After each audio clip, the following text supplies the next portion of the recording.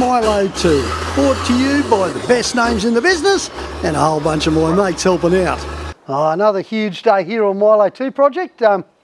Jason's out there cleaning up the windows. Got lucky there, of course. Terrain Tamer's got new rubbers, so the windows can go in with new rubbers, which solves one of the 40 series problems.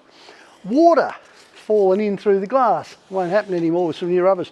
It's a bit of magic going on over here. You know, I said to Richard, I'll just chuck down to Coles and grab a couple of cutting boards so we can make the dashboard. And he got very upset at that, very upset, and went and found a piece of alloy plate here, which is absolutely beautiful. Don't know if it's as good as cutting board, but we'll get there. However, being Richard, look what he's done. He's cut a template which cuts right into the middle of the 40 series dash beautifully. He's even starting to make little holes for the new gauges, which we're going to get hold of some of the MTQ gauges. So we've got a pyro and a double volt, and what else are we going to put in here? There's quite a few. We've got fuel gauge, EGTs, boost, water temperature, and oil pressure. And oil pressure. And double voltage, battery voltage, because we're running 2 batteries. Approximately 80% more gauges than I've ever had in my life.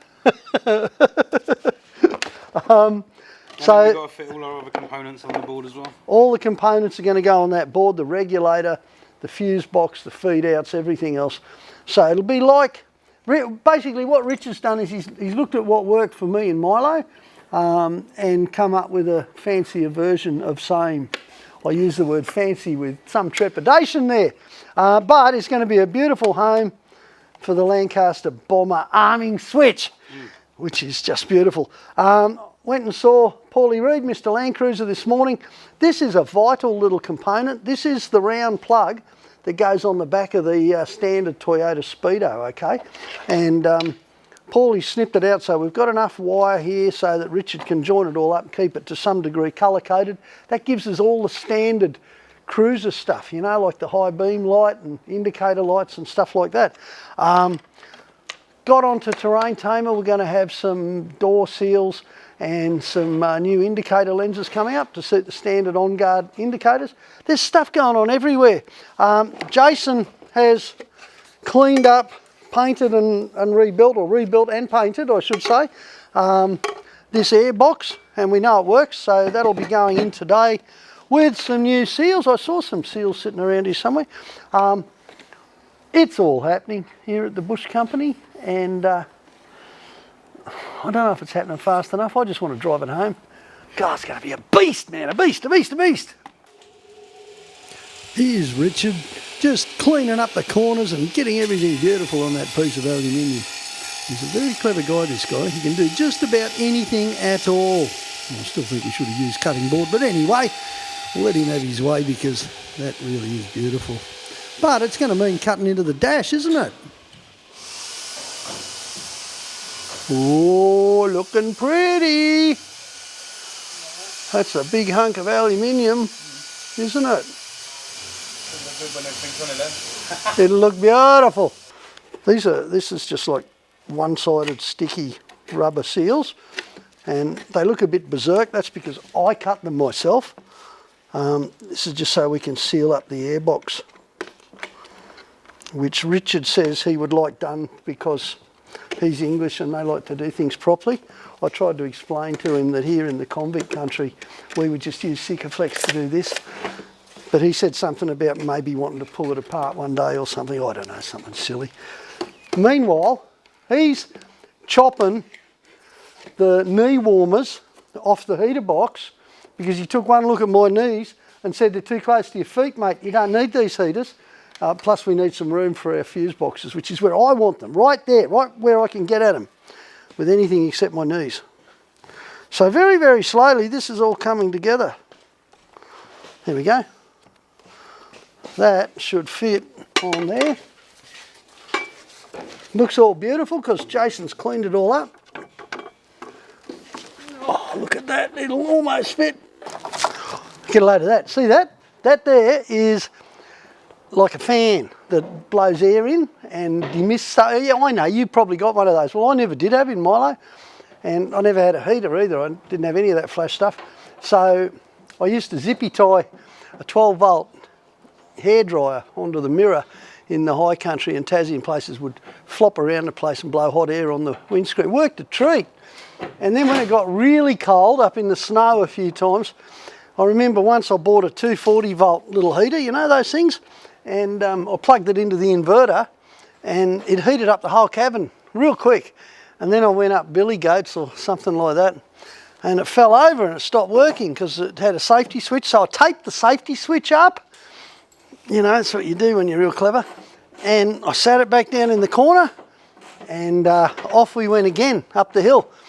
I wasn't paying attention, it fell over and set fire to the seat. So that's why we've installed one of these things in Milo 2. Evolution, guys, it's really good. There's a couple of weird ass blue pipes poking through the firewall now. Is that you? Yeah. It's not going in for finals, it's just, I'm just seeing how it all works. So. What's that? That's the heater box. But what I want to see is if our consumer units fit in front of it. Okay. Fouling on it, you know? Did you hear that? That's flash. Heater box. Heater box. It's going to have a box that heats in the truck. Traditionally, that was the gearbox, but now it's the heater box. Okay, so clean up a couple of old bolts and whack the brand new Terrain Tamer clutch master cylinder in place. That's going to feel beautiful. Can't wait.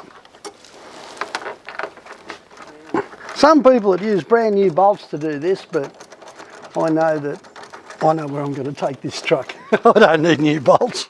I just need bolts. There's just so many jobs. Here's Jason cleaning up the bash plate for underneath the transmission. But when we test fitted it, it just wasn't right. So we tried hammering without heating, didn't do a lot. That's when Dean came along and said, leave it to me, guys. I know how to handle sheet metal. And it was perfect. This is the rebuilt vacuum booster, brake booster that Brookers did. This is one of the few bits you can't get from Terrain Tamer. They normally need to be reconditioned every 30 or 40 years. It's not a bad idea. Quick explanation on how it works. On a petrol engine, you get vacuum off the manifold, inlet manifold. On a diesel, it comes off a pump at the back of the alternator. That's how these ones do it anyway. And from there, it'll go over to a reservoir over here. That's vacuum, not compression. Then it'll run in a tube over to this. And inside here is a great big diaphragm. So basically what happens is when you put your foot on the brake pedal, that pressure is magnified by the vacuum, sucking it forward like that, woofka. Now, the issue with this one was just old age. It was still stopping, sort of, and this is the old master cylinder. It leaked that much that when Athel opened this up over at Brookers, it had, he reckons, about 2 litres of brake fluid inside it. So someone had just kept tipping brake fluid in and it just kept going in there. So it had no vacuum left at all, no room to vacuum. Rebuilt, that's going to be great. And we're not mucking around, you know. Terrain Tamer has brand new master cylinders, so we'll be whacking one of those on as soon as it shows up. Not too far away, and we'll have brakes. She's going to stop on sixpence. Well, we knew it was going to need cutting. I sure hope Hilton isn't watching this. Not just yet anyway. Doesn't matter though, we'll have a souvenir for later. Good one, Josh. All right, a little bit of Toyota jiggery pokery here. This is the throttle cable from the 60 series that fits this end of the 12HT, and with a little bit of mucking around we can use the original 40 series pedal and a couple of bits off the housing from the 60 series pedal. We should be able to get away with this without modifying anything. Don't know if the cable will be the right length yet, but we've got adjustment both ends, so we'll have a play with it. It's been a huge day here at the Bush Company, and we have achieved a whole lot, an amazing lot. We now have a clutch, a proper clutch, one that works, and we've almost got a throttle. Jason's just re-drilling some holes to readjust our combination 40-60 throttle, which worked like a beauty. But, you know, the prize for the day's effort has to go to Richard for the dash, because it's just out of this world. It's a combination of new and old. It's got the Lancaster bomb arming switches, It's got everything, all the bus points, all the fuses, everything else right out there.